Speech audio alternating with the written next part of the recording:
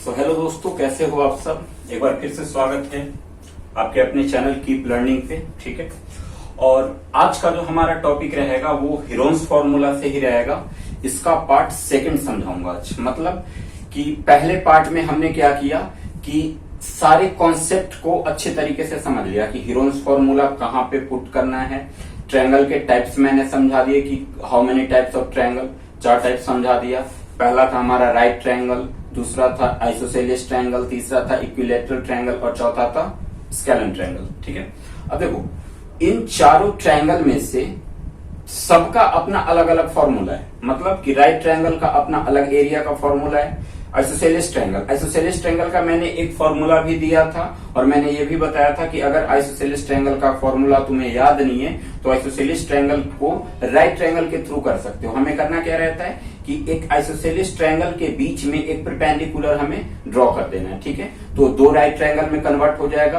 तो एक right triangle का जो एरिया निकालेंगे वो दूसरे राइट ट्रायंगल के एरिया के बराबर हो जाएगा। ठीक है, तो एक निकाल के 2 से मल्टीप्लाई कर दो, तुम्हारा आंसर आ जाएगा। या फिर एक ही बार में निकालना चाहते हो तो पूरे बेस को एक ही साथ ले लो, वो मैंने समझा दिया था।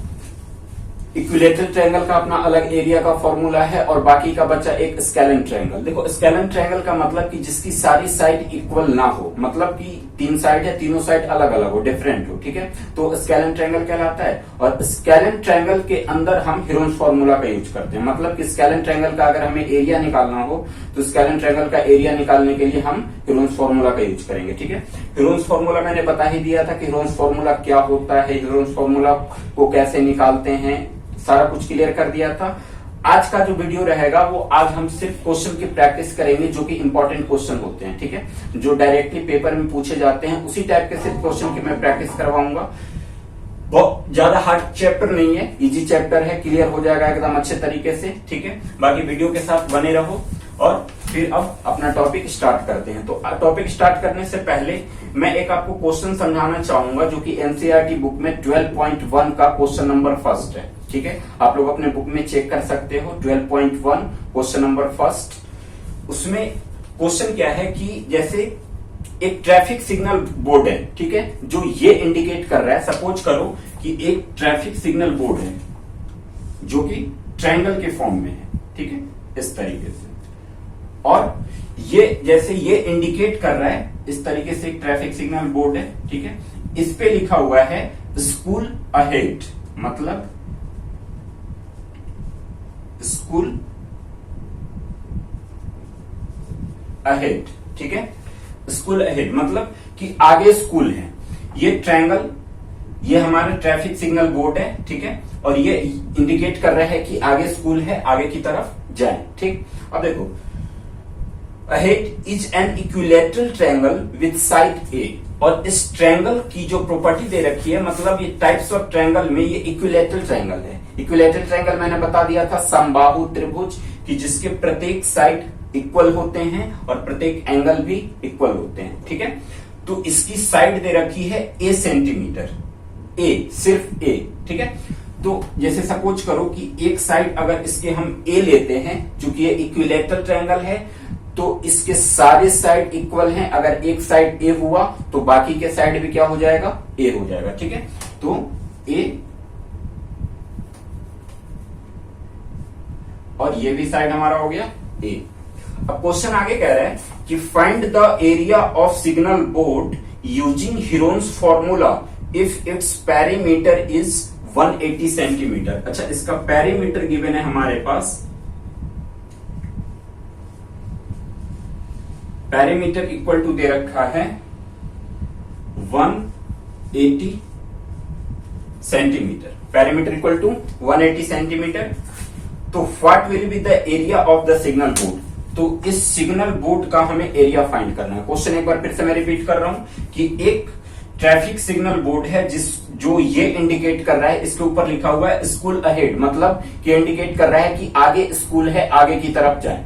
और ये जो ट्रायंगुलर शेप में ट्रैफिक सिग्नल जो बोर्ड बना हुआ है ये इक्विलैटरल ट्रायंगल के फॉर्म पे है और इसकी साइड दे रखी है ए सेंटीमीटर। ठीक है, equilateral triangle all sides are equal, तो ए सेंटीमीटर है तो सारे साइड ए सेंटीमीटर हो जाएगा। इसके अलावा इसका पेरीमीटर गिवन है और क्वेश्चन में हमसे ये कह रहा है कि यूजिंग हीरोन्स फॉर्मूला, ठीक है, find the area of signal board using Heron's formula if the perimeter is 180 degree. देखो चूंकि है ये इक्विलेटरल ट्रायंगल, लेकिन इसके क्वेश्चन में ये मेंशन किया गया है कि इसको हीरोन्स फॉर्मूला से हमें फाइंड करना है, तो इसमें हम इक्विलेटरल ट्रायंगल का अपना एरिया पुट नहीं करेंगे, हम हीरोन्स फॉर्मूला लगाएंगे, ठीक है। अब ध्यान से समझना कि कैसे कैसे करना है हमें। देखो पेरीमीटर 1 सेंटीमीटर गिवन है, ठीक है। मैंने पेरीमीटर क्या बताया था, सम ऑफ ऑल साइड, शेप चाहे कुछ भी हो, साइड चाहे कितनी भी हो, अगर हमें किसी भी शेप का पेरीमीटर निकालना हो तो जितनी भी साइड है उसके पास, वो सारे साइड की वैल्यू को अगर हम प्लस कर देते हैं तो हमारा पेरीमीटर निकल जाता है। क्लियर।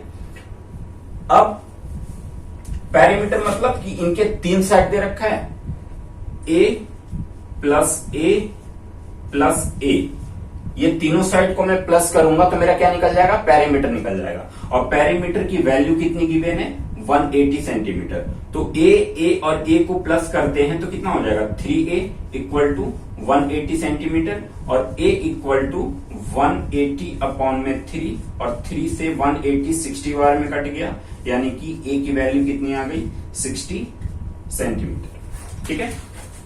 देखो पेरीमीटर के थ्रू से हमने क्या निकाल लिया, हीरोन्स फॉर्मूला, साइड निकाल लिया हमने। ए इक्वल टू साइड दिया हुआ था और ए की वैल्यू कितनी आ गई, 60 सेंटीमीटर आ गई, तो इस इक्विलेटरल ट्रायंगल की जो मेरा साइड होगा वो क्या हो जाएगा, 60 सेंटीमीटर हो जाएगा, ठीक है। अब देखो जब साइड मतलब फाइंड कर लिया हमने, तो अब हम क्या करेंगे, एरिया पे आते हैं। हीरोन्स फॉर्मूला का पुट करके हम इसका एरिया निकालते हैं, ठीक है। तो आगे समझो कैसे इसका एरिया निकाला जाएगा। इसको मैं इरेज कर रहा हूं।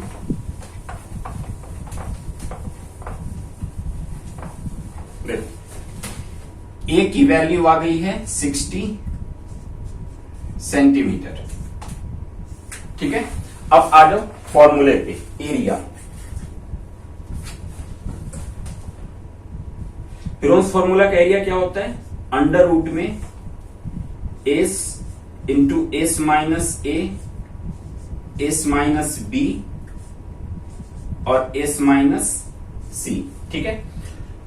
ये रूट के अंदर है, ये किसका वो है फॉर्मूला, एरिया का, area of this triangle. Equilateral triangle का एरिया तो अपना अलग होता है, बट इसमें हीरोन्स फॉर्मूला पुट करना है। ध्यान से समझो, सबसे पहले मुझे क्या करना पड़ेगा, एस निकालना पड़ेगा, क्योंकि जब मैं ए बी सी जैसे 3 साइड हुआ, ए की वैल्यू 60 है, तीनों साइड इक्वल है तो 60 60 60 हो जाएगा, यानी कि ए की वैल्यू 60, बी की वैल्यू 60 और सी की वैल्यू 60। ए बी सी की तो वैल्यू गिवन है हमारे पास, आ गया हमने निकाल लिया है, बट हमें एस की वैल्यू अभी निकालना है। एस इक्वल टू मैंने पिछली वीडियो में समझाया था, सेमी पेरीमीटर, ठीक है। सेमी पेरीमीटर का मतलब क्या, पेरीमीटर का हाफ। पेरीमीटर कैसे निकालते हैं, तीनों साइड को प्लस करके, और जब तीनों साइड को प्लस करके 2 से उसको डिवाइड कर देंगे तो हमारा क्या निकल जाएगा, सेमी पेरीमीटर, ठीक है। तो देखो S equal to A plus B plus C upon में 2, ठीक है।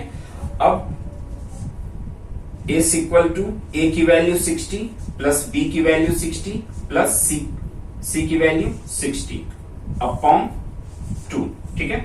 60 60 60 को हमने प्लस किया तो 180 आ गया, जो कि पेरीमीटर हमारे पास स्टार्टिंग में गिवन था, और 180 को जब हमने 2 से डिवाइड कर दिया तो ये कितने बार में कट गया, 90 बार में, यानी कि S की वैल्यू कितनी आ गई, 90 सेंटीमीटर। देखो S की वैल्यू हमने फाइंड कर लिया।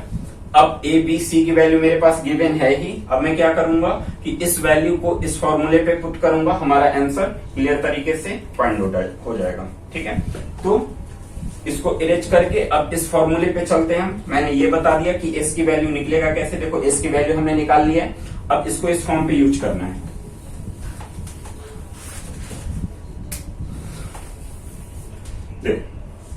अंडर रूट में S की जगह पे S की वैल्यू हमने क्या निकाला था, S की वैल्यू हमने निकाला था 90 सेंटीमीटर, और A की वैल्यू कितनी गिवन है, चलो इसको मैं यहीं पे लिख देता हूं। S इक्वल टू हमने निकाल लिया था 90 सेंटीमीटर, 90 सेंटीमीटर फाइंड कर लिया था, तो S की जगह पे 90 इंटू S की जगह पे 90 माइनस A की जगह पे 60, फिर 90 माइनस 60 और फिर से 90 माइनस 60,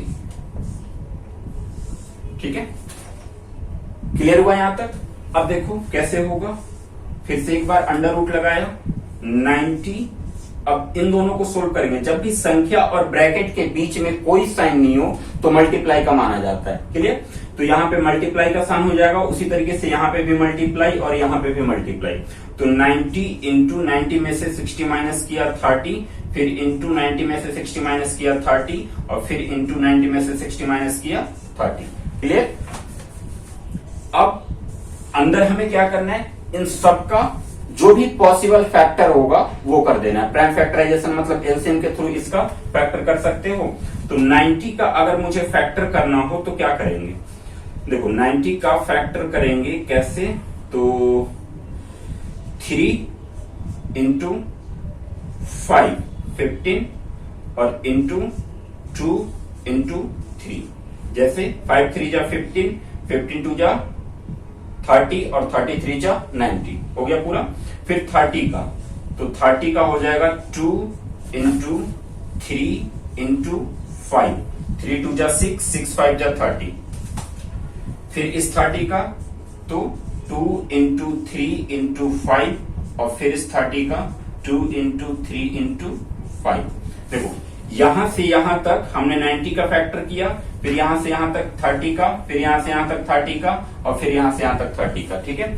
अब चूंकि ये जितनी भी नंबर हैं ये सारे नंबर रूट के अंदर हैं, तो हमें क्या करना है कि पहले रूट के अंदर जो भी संख्या का पेयर बनेगा वो पेयर हम बना देंगे, क्योंकि रूट के अंदर जब संख्या का पेयर बन जाता है तो वहां से सिंगल संख्या बाहर निकल जाता है, सिंगल नंबर बाहर निकल जाता है। ठीक है?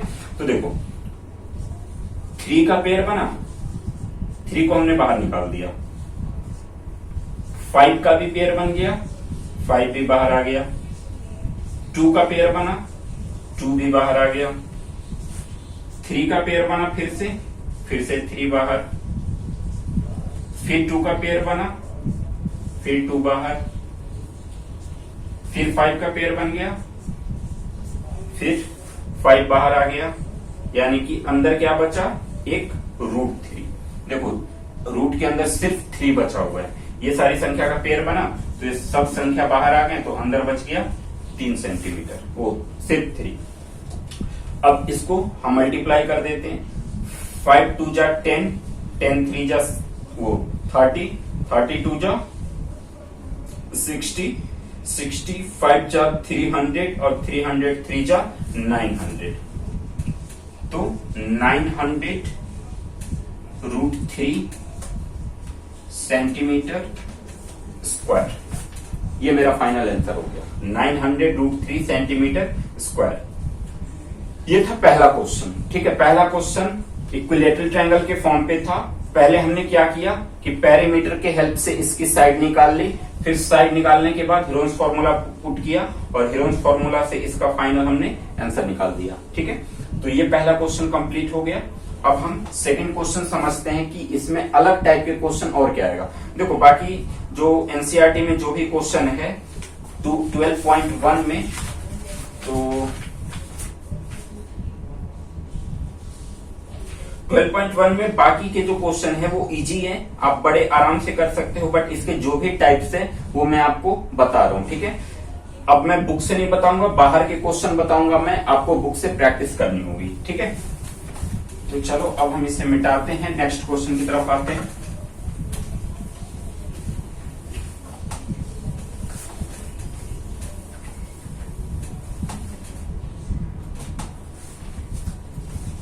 देखो अब जो क्वेश्चन आता है हमारा वो रेशियो से आता है, मतलब कि उसकी जो साइड गिवन होगी वो रेशियो में गिवन होगी। ठीक है? अब उसको हमें कैसे करना है वो ध्यान में रखना है। देखो मैं क्वेश्चन पहले बोल रहा हूं कि the perimeter of a rectangular garden is 900 centimetre and it's side in the ratio 3:4:5 using Heron's formula find the area of garden. एक ट्रायंगुलर शेप में मेरे पास क्या है, गार्डन है। ठीक है? ये जो है एक गार्डन है, मतलब कि बगीचा। ठीक है? ये गार्डन है जो कि ट्रायंगुलर शेप में है, बगीचा है हमारे पास। अब हमें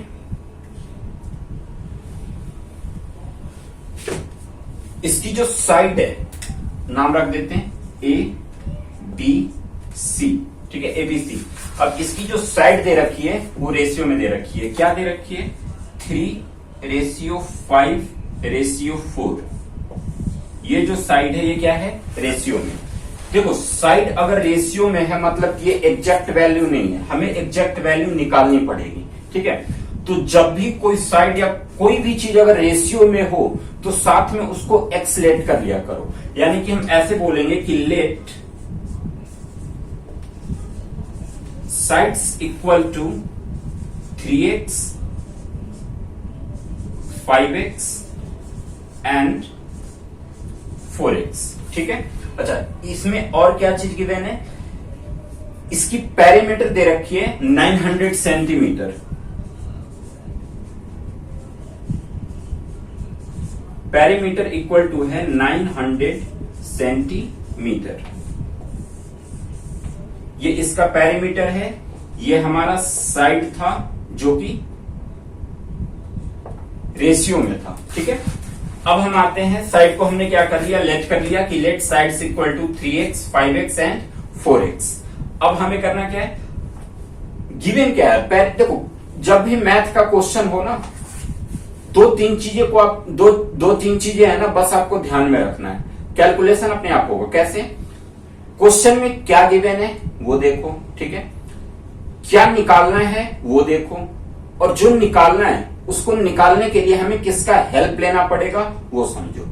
अगर ये 3 फंडा क्लियर है तो कहीं क्वेश्चन में फंसने की कोई जरूरत नहीं है, कहीं पे इतना सा भी डाउट नहीं होगा, ठीक है। तो आपको ध्यान में रखना है कि क्वेश्चन में पहला नंबर पे कि गिवन क्या है, दूसरा कि हमें निकालना क्या है, और तीसरा कि जो वैल्यू हमें फाइंड करनी है उस वैल्यू को फाइंड करने के लिए जो गिवन है उस गिवन की वैल्यू को हम किस तरीके से कर सकते हैं, ठीक है। अब जैसे यहां पे क्या था कि साइड रेशियो में दिया हुआ था और साथ में पेरीमीटर गिवन है और मुझे इसका एरिया निकालना है। मुझे इतना पता है कि एरिया निकालने के लिए मुझे साइड की एग्जैक्ट वैल्यू चाहिए, ठीक है, जो कि एग्जैक्ट वैल्यू नहीं है, ये रेशियो में, रेशियो में मतलब ये अनुपात में, ठीक है, फ्रैक्शन में जाएगा, मतलब कि कोई एक साइड होगी उसका एक पार्ट होगा ये, ठीक है। तो देखो हमने पहले क्या किया कि साइड को लेट कर लिया 3x 5x एंड 4x। अब पेरीमीटर गिवन है ना, पेरीमीटर मैंने क्या बताया था कि सम ऑफ ऑल साइड, मतलब कि सारे प्रत्येक साइड को प्लस करने पे, तो पेरीमीटर इक्वल टू गिवन है 900 सेंटीमीटर, ठीक है। पेरीमीटर निकालते कैसे हैं, पेरीमीटर हम निकालते हैं सारे साइड को प्लस करके, ठीक है, सभी साइड को क्या कर देते हैं, प्लस कर देते हैं, सम ऑफ ऑल साइड। तो साइड हमारा था 3x plus 5x plus 4x equal to 900, ठीक है। देखो पेरीमीटर कैसे निकलेगा, सम ऑफ ऑल साइड, हमने ये सम ऑफ ऑल, 3 साइड था, तीनों साइड को हमने सम किया। अब ये जब तीनों साइड को मैं सम करूंगा तो क्या निकलेगा, पेरीमीटर निकलेगा ना, और पेरीमीटर की वैल्यू कितनी गिवन है, 900, तो इसके इक्वल में मैं क्या रख दूंगा, 900, ठीक है। अब यहां पे देखो 4 5 और 3 को हमें ऐड करना है, तो 5 और 3 को ऐड किया 8 और 8 में 4 ऐड किया 12, यानी कि ये हो गया 12x इक्वल टू 900, ठीक है। और जब 1 से 12 को डिवाइड करो, 900 को डिवाइड करोगे 12 से, जैसे x के साथ 12 इधर किसमें है, मल्टीप्लाई में है, जब इसकी साइड चेंज करेंगे तो ये डिवाइड में चला जाएगा और 12 से 975 बार में कैंसिल हो जाएगा, यानी कि जो x की वैल्यू आ गई वो कितनी आ गई, 75। क्लियर है। अब हम यहां से साइड निकालेंगे, देखो x इक्वल टू 75 हो गया। अब यहां पे क्या है, पहले साइड को हमने क्या माना था, पहले साइड को हमने माना था 3x, ठीक है। तो 3x, अब 3 इंटू एक्स के जगह पे कितना लिखेंगे, 75, 3 इंटू एक्स के जगह पे 75,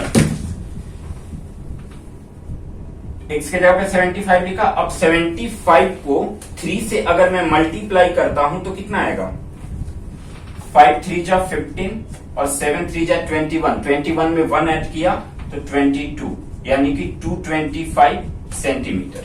ये पहली साइड मेरी आ गई, ठीक है।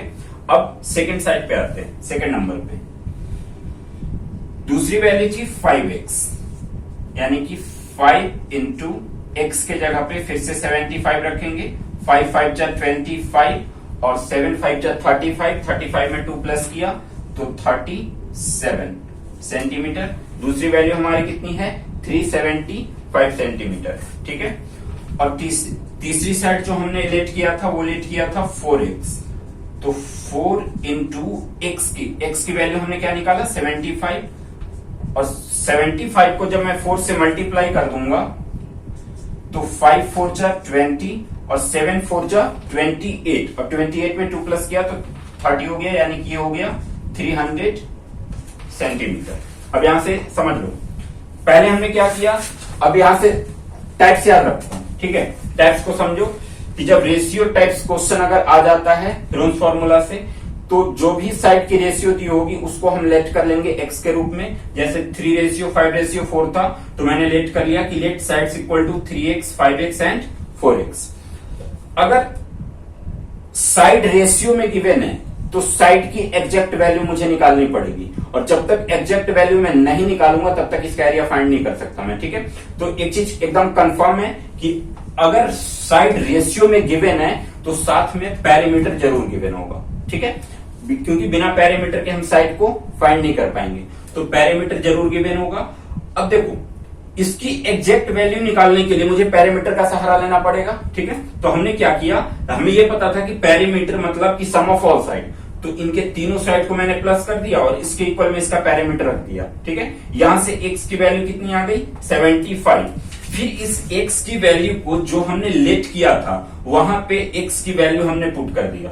जब पुट करने के बाद 225 सेंटीमीटर, 375 सेंटीमीटर एंड 300 सेंटीमीटर, ये क्या हुआ, ये मेरी एग्जैक्ट वैल्यू आई है, ये साइड की अब एग्जैक्ट वैल्यू आ गई है।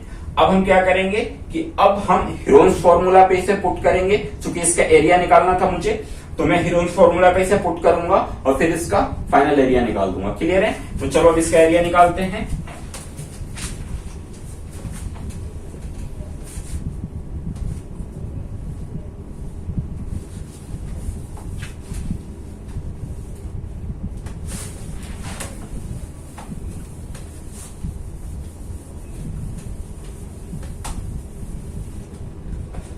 देखो अब ध्यान देना, ये हो गया। अब हमें फाइंड करना है इसका एरिया, ठीक है। एरिया के लिए हमें पुट करना होगा क्या, हीरोन्स फॉर्मूला, यानी कि S इंटू S माइनस ए, S माइनस बी और S माइनस सी, ठीक। एक मिनट, लेकिन एबीसी की तो वैल्यू आ गई, लेकिन अभी एस की वैल्यू हमने निकाला है, तो एस इक्वल टू क्या होगा, ए plus B plus C upon में 2। तो ए की वैल्यू 225 गिवन है, प्लस बी की वैल्यू 375 गिवन है, प्लस सी की वैल्यू 300 गिवन है, अपॉन में 2। अब देखो, तीनों साइड को अगर मैं प्लस करूंगा तो क्या होगा, पैरामीटर ही तो निकलेगा, और पैरामीटर ऑलरेडी कितना गिवन था, 900 गिवन था। तो इन तीनों को हमने प्लस किया तो कितना आ गया, 900 आ गया, और 900 को 2 से डिवाइड कर दिया तो 450 आ गया, ठीक है, सेंटीमीटर। यानी कि हमारी एस की वैल्यू कितनी हो गई, 450 सेंटीमीटर, ठीक है। अब इस वैल्यू को अब इस रूट के अंदर पुट करना है, हीरोन्स फॉर्मूला के अंदर, तब हमारा आंसर आएगा।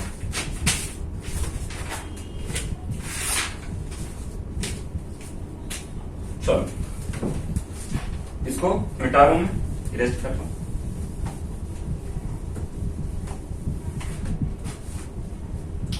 एस की वैल्यू कितनी आ गई, 450 centimeter. S equal to 450 centimeter आया हुआ था, तो अब हम एस के जगह पे 450 रखते हैं, 450 इंटू एस के जगह पे 450 माइनस ए के जगह पे 225, ब्रैकेट क्लोज। फिर एस के जगह पे 450 माइनस बी के जगह पे 375, ब्रैकेट क्लोज, और फिर 450 माइनस 300, और फिर से ब्रैकेट क्लोज, और इसके ऊपर हमने चढ़ा दिया रूट, अंडर रूट, ठीक है।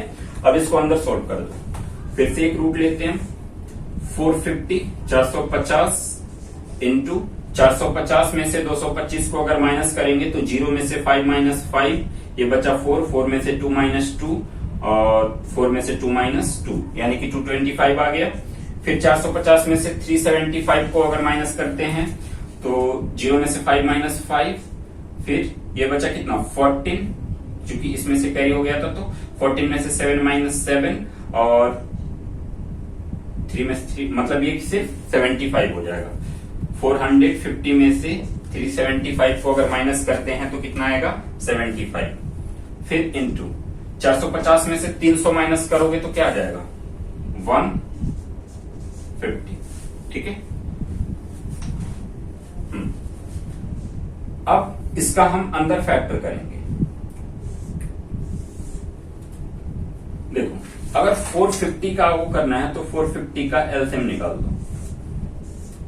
2 से 2 2 5, फिर 2 से 1, ओ सॉरी ये 2 से नहीं 3 से कैंसिल हो, ठीक है। 7 बार में 21 और 5 बार में 15, फिर 3 से 25, फिर 5 से 5 और फिर 5 से 1, कितना आया 2 into 3 into 3 into 5 into 5। Clear. अब एक चीज ऐसे समझो कि 225 जो है वो क्या है 225 15 का स्क्वायर है। अगर मैं सबसे पहले मैं पूरा लिख देता हूं 225 इंटू 75 और ये 150 को 2 इंटू 75 लिख सकता हूं, ठीक है। 150 को 2 इंटू 75 लिख दिया। अब हमें जो भी पेयर मिलेगा उस पेयर को बना के बाहर निकाल देना है। देखो यहां पे 2 का पेयर बन गया, 2 बाहर निकल गया। 3 का पेयर बना, 3 बाहर निकल गया। 5 का पेयर बना, 5 भी बाहर निकल गया। 75 का पेयर बना, 75 भी बाहर निकल गया। और 225 जो होता है वो 15 का स्क्वायर होता है, यानी कि अगर मैं 25 का फैक्टर करना चाहूं अंदर में तो मैं क्या लिखूंगा 15 इंटू 15, ठीक है। तो यहाँ पे 15 का भी पेयर बन जाएगा, तो 15 भी रूट से बाहर निकल गया। अब ये रूट से सारी संख्या क्या हो गई, हमारी सारी संख्या बाहर आ गई, ठीक है। तो अब हमें क्या करना है, सीधे सीधे मल्टीप्लाई कर देना है। मल्टीप्लाई करने के बाद जो आएगा वही हमारा फाइनल आंसर हो जाएगा, ठीक है। तो मल्टीप्लाई करोगे तो इसका हो जाएगा 33750 सेंटीमीटर स्क्वायर, ठीक है। यूनिट सेंटीमीटर में चल रहा था, तो फाइनल जो एरिया मेरा आएगा वो किस में आएगा, सेंटीमीटर में आएगा। ये भी याद रखना है कि अगर किसी भी शेप का एरिया निकालते हैं तो एरिया निकालने के बाद उसके यूनिट पे हमेशा स्क्वायर लगाया करो, ठीक है। पेरीमीटर में सिर्फ यूनिट रहेगा, बट एरिया में हम यूनिट के ऊपर स्क्वायर लगाएंगे। क्लियर है। तो 2 क्वेश्चन हमारा कंप्लीट हो गया हीरोन्स फॉर्मूला से। अब कुछ डिफरेंट टाइप का क्वेश्चन करते हैं। तो चलो इसको मैं अरेंज कर रहा हूं, आगे देखते हैं क्या होता है।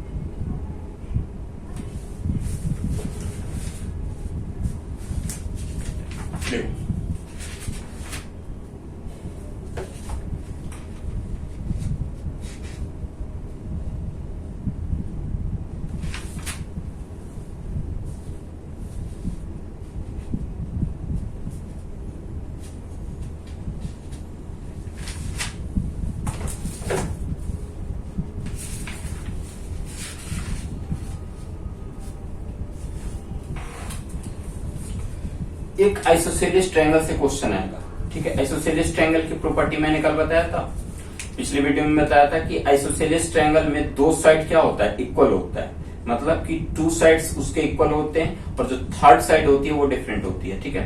तो देखो आइसोसेलिस ट्रायंगल से जब भी क्वेश्चन आएगा तो जैसे एक क्वेश्चन में लेता हूं कि यहाँ पे कह रहा है कि find the area of N isosceles triangle if the perimeter is 11 centimetre and base is 5 centimetre. एक ट्रायंगल है जो कि आइसोसेलिस के फॉर्म पे है, ठीक है। इस ट्रायंगल का नाम हम बोल सकते हैं आइसोसेलिस ट्रायंगल। अब इसमें क्या है, क्वेश्चन क्या कह रहा है, इसकी पेरीमीटर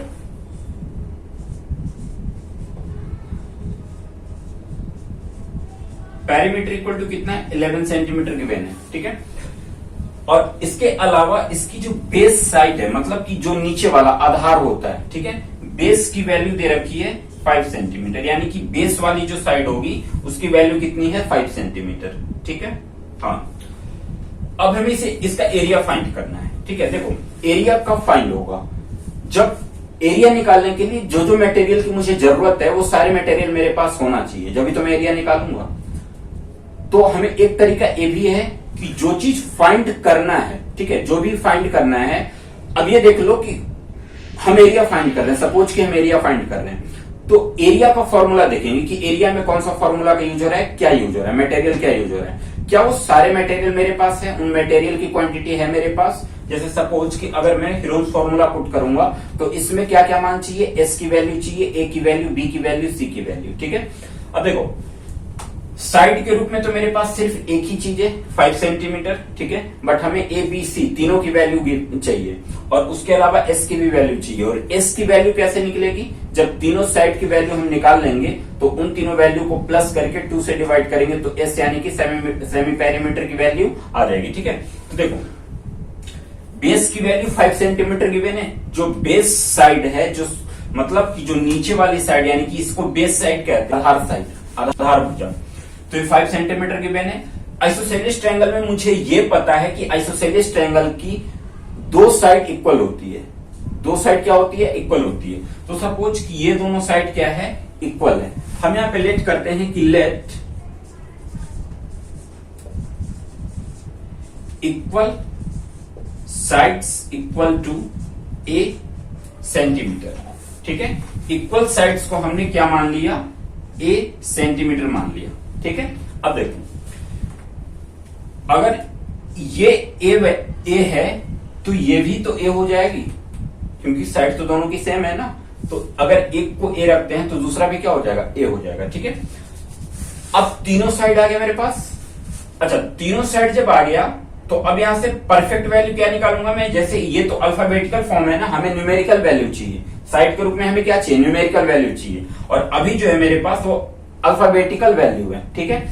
लेकिन इसके अलावा एक चीज मेरे पास और गिवन है, क्या गिवन है, पेरीमीटर। मैंने पहले भी बताया, ये तीसरे क्वेश्चन है, तीसरे क्वेश्चन में फिर से बता रहा हूं कि perimeter equal to sum of all side, चाहे वो ट्रायंगल हो, क्वाड्रिलेटरल हो, पेंटागोन हो, हेक्सागोन हो, ऑक्टागोन हो, जो भी हो, सबके लिए पेरीमीटर सेम है। मतलब पेरीमीटर अगर कोई भी शेप का निकालना होगा तो क्या करेंगे, सम ऑफ ऑल साइड।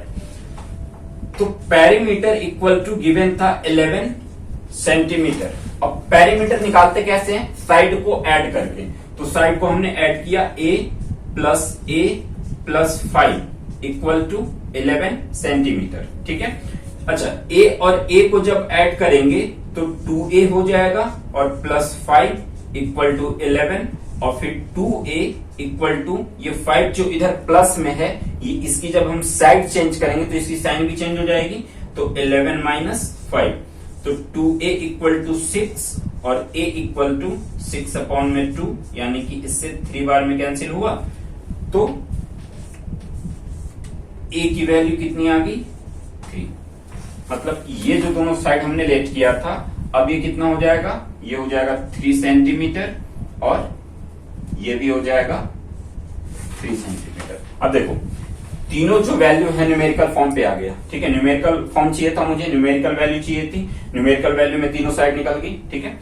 अब हमें क्या करना है, एस का फॉर्मूला निकालना है और एस की वैल्यू निकालनी है, और एस की वैल्यू निकालने के बाद हम सीधे हीरोन्स फॉर्मूला पुट कर देंगे, हमारा फाइनल आंसर आ जाएगा। ठीक है, तो एस की वैल्यू आपको पता ही है कि सम ऑफ ऑल साइड अपॉन में 2, यानी कि तीनों साइड को प्लस करके 2 से डिवाइड कर दोगे तो एस यानी कि सेमी पेरीमीटर निकल जाएगा, जिसको हिंदी में कहते हैं हम अर्ध परिमाप।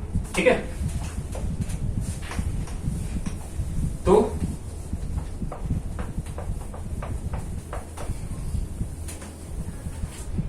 अब हम पुट करते हैं एरिया का फॉर्मूला। एरिया इक्वल टू होता है अंडर रूट में S minus A, S minus B और S minus C, S minus A into S minus B into S minus C. S हमें कैसे निकालना है? एस इक्वल टू है A plus B plus C upon में 2, तो S equal to ए के जगह पे 3 सेंटीमीटर, B के जगह पे 3 सेंटीमीटर, C के जगह पे 5 सेंटीमीटर अपॉन में 2, तो S इक्वल टू आ जाएगा 3 और 3 6 और 6 5 11 11/2। ठीक है, तो S की वैल्यू कितनी आ गई? 11/2। क्लियर हुआ? अब देखो यहाँ पे x का S जो आया है हमारा वो फ्रैक्शन में आया है, पिछले क्वेश्चन में होल नंबर या नेचुरल नंबर हो रहता था। ठीक है, बट ये यहाँ पे क्या हुआ कि s की वैल्यू फ्रैक्शन में है, उससे कोई दिक्कत नहीं है, बस थोड़ा सा कैलकुलेशन ध्यान से करना पड़ेगा, बाकी सब कुछ सेम रहेगा। ठीक है, तो चलो हम डायरेक्ट अब वैल्यू पुट करते हैं। s की जगह पे हम लिखेंगे 11/2, फिर ब्रैकेट लगाया 11/2 माइनस a के जगह पे 3 ब्रैकेट क्लोज, 11/2 माइनस b के जगह पे 3 ब्रैकेट क्लोज, 11/2 माइनस c के जगह पे 5 ब्रैकेट क्लोज। क्लियर है? तो फिर से 11/2। अब यहां पे ध्यान देना, मैं एक एक करके वो कर रहा हूं। 11/2 माइनस 3 था, तो 11/2 माइनस 3 के नीचे कुछ नहीं है, 1 मान लेंगे। 2 1 का एलसीएम 2 हो गया, 2 से 2 को डिवाइड किया 1 और 1 को 11 से मल्टीप्लाई किया 11 माइनस 1 से 2 को डिवाइड किया 2, 2 को 3 से मल्टीप्लाई किया 6 और 11 में से 6 माइनस करूंगा तो कितना आ जाएगा? 5/2। तो इसको सोल्व करने के बाद कितना आया? 5/2।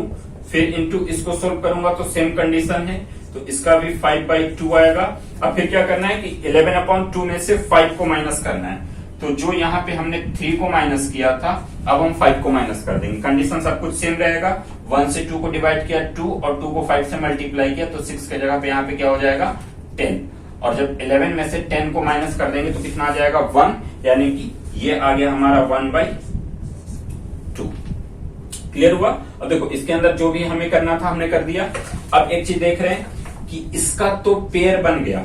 ठीक है, 5/2 इंटू 5/2 इसका पेयर बना, तो यहां से 5/2 सिंगल बाहर आ जाएगा। जब रूट के अंदर एक ही सेम संख्या का पेयर बनता है तो वहां से सिंगल संख्या बाहर आ जाता है। ठीक है, तो 5/2 क्या हुआ? बाहर आ गया।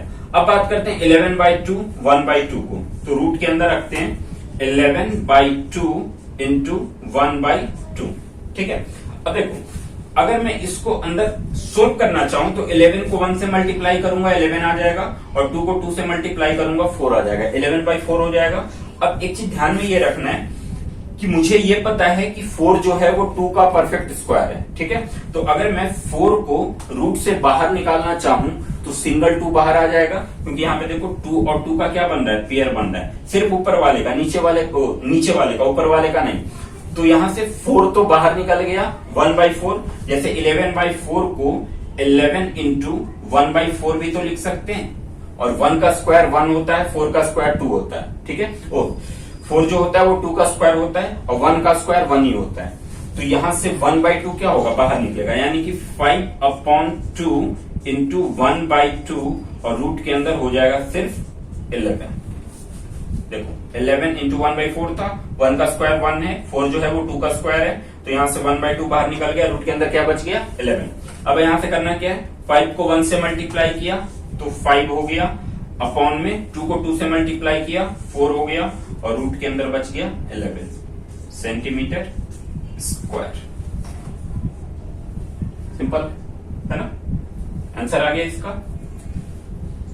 तो दोस्तों हमने 3-4 क्वेश्चन की प्रैक्टिस कर ली हीरोन्स फॉर्मूला पे। देखो हीरोन्स फॉर्मूला बहुत इजी चैप्टर है और यहाँ से ज्यादा से ज्यादा एक ही सवाल रहेगा, एक ही क्वेश्चन रहेंगे, ठीक है। वो एक क्वेश्चन या तो 3 नंबर में भी आ सकता है, 2 नंबर में भी आ सकता है, 1 नंबर में अगर आता है तो एक क्वेश्चन और देगा हीरोन्स फॉर्मूला का, ठीक है।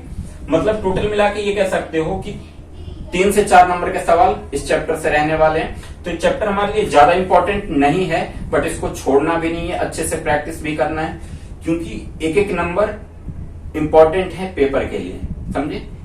एक एक नंबर नहीं, 0.1 भी कह सकते हो कि वो इंपॉर्टेंट है, समझ रहे हो बात को। देखो मैथ का जो तरीका है करने का, तो मैथ में करना क्या है आपको, सबसे पहले तो अपने अंदर से आपको डर को निकालना होगा। ये चीज निकालना होगा कि मैथ हमें नहीं समझ में नहीं आ रही है, फिर समझ में नहीं आती है। देखो जब तक ये थिंकिंग आपके माइंड में बनी रहेगी तब तक आप लाख कोशिश कर लो, मैथ आपके अंदर नहीं घुसेगा, ठीक है। तो सबसे पहले क्या करना है कि अपनी सोच को सुधारना है। जो हमारी माइंड में थिंकिंग चल रही है मैथ के प्रति, उस सोच को, उस थिंकिंग को सही करना है। हमें ये बोलना है अपने आप से, खुद से बोलना है कि भाई मैथ कोई बड़ी चीज नहीं है, ठीक है। मैथ एक ऐसा सब्जेक्ट है कि अगर ये समझ में आने लगा तो फिर कोई और चैप्टर में हाथ लगाने का मन नहीं करेगा, कोई और सब्जेक्ट में हाथ लगाने का मन नहीं करेगा, बस मैथ मैथ मैथ मैथ करते रहो। क्योंकि जब इसके क्वेश्चन बनने लगते हैं ना, तो मतलब मजा सा आने लगता है। टाइम कितना इन्वेस्ट हो रहा है, कितना जल्दी कोई टाइम बीत गया, ये सब कुछ पता नहीं चलेगा आपको, ठीक है। तो मैटर ये करता है कि इंटरेस्ट कैसे बढ़ाया जाए। सबसे पहले आपको इंटरेस्ट को बढ़ाना होगा, क्योंकि कोई काम में आपका मन कब लगेगा, जब उस काम में आपका इंटरेस्ट होगा, ठीक है। अच्छा, बिना इंटरेस्ट के क्या कोई काम कर सकते हो आप?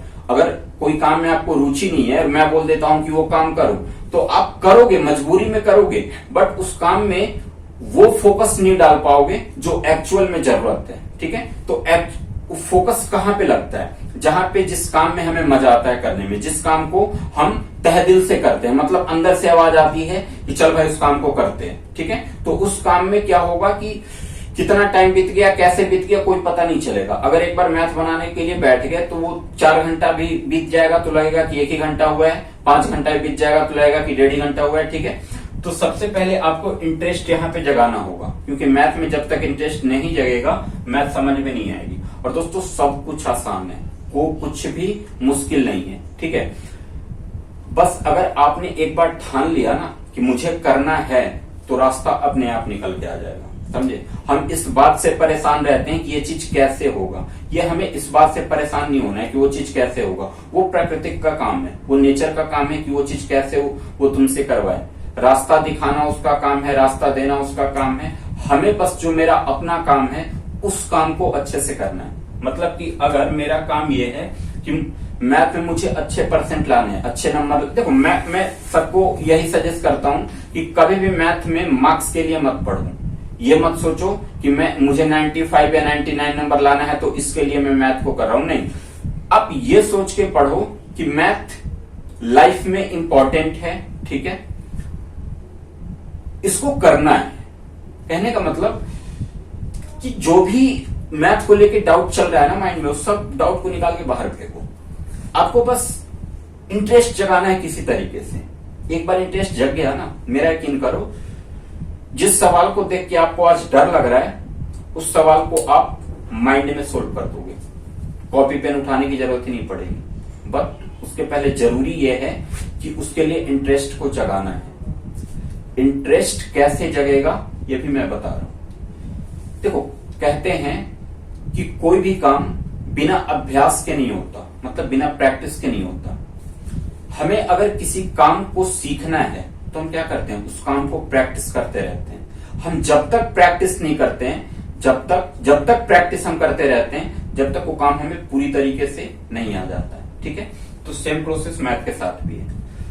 आपको डरना नहीं है, घबराना नहीं है। सबसे पहले अगर आपके अंदर कुछ सुधारने की जरूरत है तो आपकी अपनी थिंकिंग को सुधारो।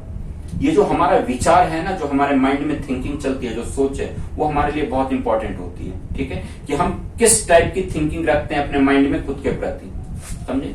अगर हम खुद को बार बार ये बोल रहे हैं कि मैं बहुत कमजोर हूं, मुझे ये चीज नहीं आएगी, या फिर मैं कुछ नहीं कर पाऊंगा, तो क्या होगा, ये सच्चाई हो जाएगी, मतलब ये ट्रूथ हो जाएगा कि आप वाकई में फिर कुछ नहीं कर पाओगे, क्योंकि आप तो अपने बारे में वही सोच रहे हो ना कि मैं कुछ नहीं कर पाऊंगा। अब अगर मैं ये सोचता हूं कि नहीं भाई मुझे करना है, इसके अलावा मेरे पास कोई ऑप्शन है ही नहीं, मुझे करना है, तो मैं क्या करूंगा, मेरा माइंड जो है वो आइडियाज को क्रिएट करना स्टार्ट करेगा। ठीक है, कि अगर सपोज कि आपके लिए कोई काम बहुत इंपॉर्टेंट है, ठीक है, कोई काम बहुत इंपॉर्टेंट है, उस काम को करना ही है, इसके अलावा आपके पास कोई और ऑप्शन नहीं है, मतलब कुछ भी हो जाए उस काम को करना ही है। तो याद करना कि जब भी लाइफ में ऐसी कंडीशन अगर बनी होगी कि उस काम को करना ही है, लेकिन उस काम को कैसे करना है इसके बारे में मुझे बिल्कुल जानकारी नहीं है, लेकिन मुझे ये भी पता है कि वो काम बिल्कुल इंपॉर्टेंट है मेरे लिए, मतलब एक ही ऑप्शन है मेरे पास कि उसे करना है। जब माइंड को एक क्लियर डायरेक्शन मिल जाता है ना कि भाई करना ही है, इसके अलावा तेरे पास कोई ऑप्शन नहीं है, तो ध्यान रखना उस काम के प्रति माइंड जो है वो एक्टिव हो जाता है। ठीक है, अब क्या करेगा माइंड, क्या करेगा कि देखो जितना इंफॉर्मेशन आपने अपने अंदर डाल रखा है, अगर मान के चलो कोई काम था, उस काम को करना है, बट उस काम के लिए मेरे अंदर एक भी इंफॉर्मेशन नहीं है, समझे, मुझे नहीं पता कि इस काम को कैसे होगा, मुझे ही नहीं पता कि काम होता क्या है, समझे, तो फिर क्या होगा, देखो, लेकिन जब माइंड को तुम ये डायरेक्शन दे दोगे कि भाई मुझे तो नहीं पता कि ये काम कैसे होगा, बट करना है, ना करने का कोई सवाल ही नहीं है, बट करना ही है, उसको क्लियर डायरेक्शन मिल गया, अब वो क्या होगा, एक्टिवेट हो जाएगा, समझे। देखो उस काम के लिए कोई इंफॉर्मेशन नहीं था आपके पास, बट होगा क्या कि कुछ ऐसी संभावनाएं तुम्हारे सामने प्रकट हो जाएंगी कि वो काम के लिए इंफॉर्मेशन तुम्हारे पास आने लगेगा। अब वो कोई व्यक्ति के थ्रू आ सकता है, वीडियो के थ्रू आ सकता है, बुक के थ्रू आ सकता है, मतलब इतना यकीन रखो कि प्राकृतिक तुम्हें कहीं से कहीं ना कुछ रास्ता दिखा देगी कि वो काम हो जाए। तो मेरे कहने का मतलब समझ रहे हो, मेरे कहने का मतलब ये है कि यहां पे जो है ना, इसमें एक क्लियरिटी रखो, जब तक क्लियरिटी नहीं होगी ना तब तक लाइफ में आए दिन कुछ ना कुछ प्रॉब्लम आती रहेगी। एक प्रॉब्लम से निकलोगे तो 10 प्रॉब्लम तुम्हारा इंतजार कर रहा है, ठीक है, तुम्हारे वहां पहुंचने से पहले वो तुम्हारे पास आ जाएंगी, फिर क्या होगा, फिर उलझ जाओगे तुम। ऐसा क्यों होता है, क्योंकि हमारे माइंड में किसी भी टॉपिक को लेके कोई क्लियरिटी नहीं है, ठीक है, हम सोच रहे हैं कि ये भी करेंगे, ये भी करेंगे, ये नहीं हुआ तो ये करेंगे, ये नहीं हुआ तो ये करेंगे, ये नहीं हुआ तो ये करेंगे, तो भाई माइंड काम कहां करेगा, उसे कोई क्लियर डायरेक्शन मिल ही नहीं रहा है। अगर घर से आपको स्कूल जाना होगा तो आपने पहले अपने आप को बोल दिया ना कि भाई मुझे स्कूल जाना है, इसीलिए तुम घर से निकले और डायरेक्टली जाके स्कूल पहुंच गए। घर से निकले, आपने अपने आप को बोला ही नहीं कि तुझे कहां जाना है, तो क्या होगा, रास्ते में भटकते रहोगे, ठीक है, कहीं एक फिक्स जगह पे आप पहुंचोगे नहीं। तो क्लियरिटी देना बहुत जरूरी है। तो सबसे पहले मैथ को लेके ये क्लियरिटी दे दो कि भाई साहब मुझे मैथ करनी है, इसके अलावा मेरे पास कोई ऑप्शन नहीं है। जब ये क्लियरिटी आ जाएगी, मेरा यकीन करो इंटरेस्ट भी धीरे धीरे आने लगेगा, लेकिन हाँ थोड़ा सा स्टार्टिंग में अपने आप को पकड़ के रखना होगा, क्योंकि जो आदत पहले से बनी हुई है उस आदत को छोड़ने के लिए थोड़ी सी तकलीफ सहन करनी पड़ेगी, ठीक है, आदत इतनी आसानी से नहीं छूटती। अगर बार बार माइंड उस काम के लिए फोकस हो रहा है जिस काम से मुझे कोई लेना देना नहीं है, तो अपने आप को वहां पे थोड़ा सा रोकना सीखो, समझे, जबरदस्ती नहीं करना है अपने साथ, जबरदस्ती करोगे तो नुकसान में चले जाओगे। प्यार से समझाना है। अगर मेरे माइंड में कोई थिंकिंग उठ रही है कि भाई मुझे ये काम करना है और मुझे ये पता है कि ये काम मेरे लिए गलत है, मेरे लाइफ से इस काम का कोई लेना देना नहीं है, अगर मैं ये काम करता हूं तो प्रॉफिट तो नहीं होगा बट मेरा लॉस हो जाएगा, ठीक है, बट उस काम को क्या है कि वो काम मेरी आदत में बनी हुई है, ठीक, तो मैं क्या करूंगा, मैं जबरदस्ती नहीं करूंगा कि नहीं करूंगा नहीं करूंगा। ये क्या होगा, अगर जबरदस्ती करते हो तो ज्यादा से ज्यादा एक दिन जबरदस्ती करोगे, 2 दिन करोगे, तीसरे दिन फिर वो काम कर दोगे। तो जबरदस्ती नहीं करना, उसकी रियलिटी को समझाओ, उससे अपने माइंड को उसकी रियलिटी समझाओ कि अगर इस काम को हम करते हैं तो इस काम से हमें ये लॉस हो सकता है, जिसका हमें आगे ये इफेक्ट डाल सकता है, ठीक है। तो सबसे पहले अगर आपको कुछ करना है तो अपने आप को रोज 1 घंटा टाइम दो। दुनिया को तो आप टाइम दे ही रहे हो, ठीक है, सबको आप टाइम दे रहे हो, किसी से घंटों बात कर रहे हो, सबको टाइम दे रहे हो, बट इसमें इंसान ये चीज भूल जा रहा है कि खुद को टाइम देना वो भूल जा रहा है। और जब तक आप खुद को टाइम नहीं दोगे तो यही है, एक लिमिट सी सोच बन के रह जाएगी माइंड के अंदर कि हाँ भाई यही सोच है, अब इसी सोच पे तुम्हारी पूरी लाइफ गुजर जाएगी। जब खुद पे ध्यान देने लगोगे ना तो इससे तुम्हें ये पता चलने लगेगा कि मैं पूरे दिन में कर क्या रहा हूं, मैंने क्या गलत किया, क्या सही किया। ठीक है, मेरे माइंड में पूरे दिन किस टाइप की थिंकिंग चल रही है, कैसे विचार मेरे मन में आ रहे हैं। क्योंकि कहते हैं कि विचार जो है वो आदत बन जाती है और आदत जो है वो परिणाम की ओर ले जाता है। तो जैसी आदत बनाओगे वैसा परिणाम तुम्हें मिलेगा, वैसा रिजल्ट तुम्हें मिलेगा। तो अगर आपको करना है खुद के लिए, रोज अगर 1 घंटा नहीं निकाल सकते हो तो तुम 20 मिनट ही समय निकालो। ये 20 मिनट का समय तुम्हारे लिए बहुत फायदेमंद होगा। ठीक है, जहां पे आप 3-4 घंटे इन्वेस्ट करके आ गए, उस 3-4 घंटे का आपका 1% भी प्रॉफिट नहीं है, बट ये जो 20 मिनट अपने आप को दिया ना, ये 20 मिनट बहुत ज्यादा काम करेगा।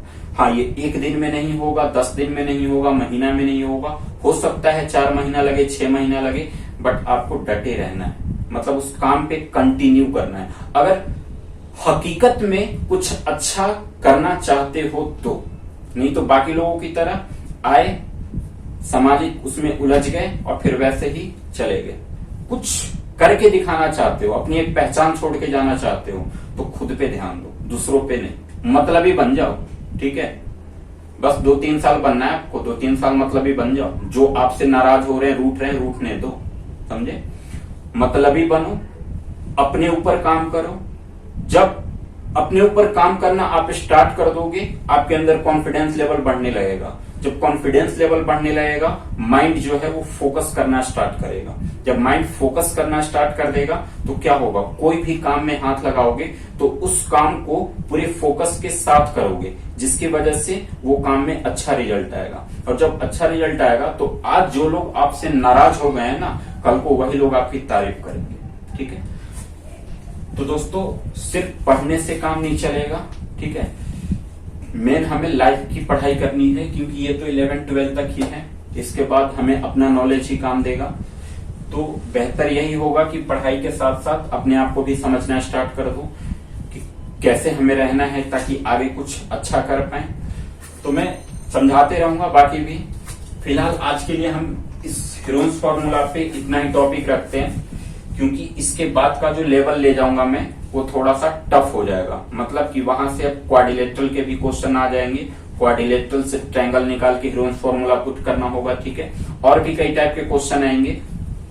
तो आज हमने ज्यादा से ज्यादा 3 या 4 ही क्वेश्चन का प्रैक्टिस किया है। अगले क्वेश्चन में कोशिश करूंगा कि 5-6 क्वेश्चन की प्रैक्टिस करवा दूं, और अगली वीडियो जो होगी वो आपके लिए बहुत इंपॉर्टेंट होगी, क्योंकि उसमें जो मैं क्वेश्चन की प्रैक्टिस करवाऊंगा वो सिर्फ हीरोन्स फॉर्मूला में ही काम नहीं देगा, वो ट्रायंगल में जितनी भी प्रॉपर्टी यूज होती है ना, ट्रायंगल से संबंधित जितने भी क्वेश्चन उठेंगे हर जगह पे काम देगा। ठीक है, क्योंकि उसमें ट्रायंगल के इंटरनल पार्ट को मैं समझाऊंगा तुम्हें कि आखिर ट्रायंगल में क्या क्या इंटरनली होता है, वहां से क्या क्या चीजें निकल सकती है, उससे क्या क्या चीज हम निकाल सकते हैं, समझे।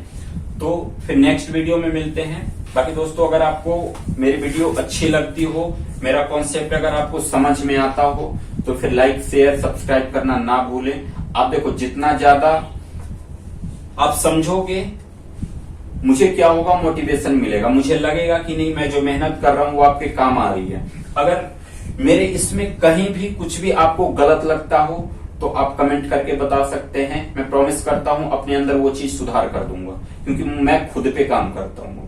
ठीक है, पहले मैं भी बिखरा हुआ था, बट अब अपने आप को समेट लिया हूं, मैं सच्चाई समझ गया हूं, तो अब खुद पे काम करता हूं। ठीक है, बहुत कुछ मैं समझाऊंगा, बहुत कुछ बताऊंगा, जो कि मैथ के लिए भी इंपॉर्टेंट होगी, आपके लाइफ के लिए भी इंपॉर्टेंट होगी। ठीक है, तो वीडियो के साथ बने रहना। अब जो हमारी नेक्स्ट वीडियो आएगी वो कल तक अपलोड हो जाएगी। कल मैं इसका थर्ड पार्ट लेके आऊंगा। थर्ड पार्ट में क्लियर क्वेश्चन, जो भी थोड़े से टफ महंगे क्वेश्चन होंगे। वो महंगे कहने का मतलब कि वो 3 से 4 नंबर के क्वेश्चन हो सकते हैं। ठीक है, ये सब तो सस्ते क्वेश्चन है, मतलब कि ज्यादा 2 नंबर से ज्यादा एक भी क्वेश्चन नहीं है ये। लेकिन कल जो हमारी वीडियो बनेगी उसमें मैं 3 से 4 नंबर के लेवल के क्वेश्चन समझाऊंगा। 3 से 4 मार्क्स के जो क्वेश्चन होंगे वो समझाऊंगा। आप बस ध्यान से समझ लो, जितने भी क्वेश्चन मैं करवाया हूं उनकी प्रैक्टिस कर लो सिर्फ। अगर उनकी अच्छे से प्रैक्टिस कर लेते हो ना, तो मेरा यकीन करो, जो भी क्वेश्चन फिर आएगा ना, तो वो क्वेश्चन देखने के बाद आपको एक माइंड में अंदाजा लग जाएगा कि इस टाइप के क्वेश्चन तो कर रखा हूं मैं, या फिर ये मुझे आता है, तो फिर क्या करोगे, वो क्वेश्चन पे धड़ाके आप कर दोगे। ठीक है, तो भाई प्रैक्टिस बहुत जरूरी है। समझे। अभ्यास बहुत ज्यादा जरूरी है। अगर अपने आप को परफेक्ट बनाना चाहते हो ना, तो जितना ज्यादा हो सके अभ्यास करो, प्रैक्टिस करो। जो फालतू जगह पे टाइम को इन्वेस्ट कर रहे हो, वेस्ट कर रहे हो, उस टाइम को अपने लिए यूज करो, ठीक है। बाकी फिर मिलते हैं नेक्स्ट वीडियो में। आज के लिए बस इतना ही दोस्तों। मैं यही दुआ करता हूं कि आप सब अच्छे से रहें, खुश रहें, मस्त रहें, ठीक है। चलिए फिर बाय बाय।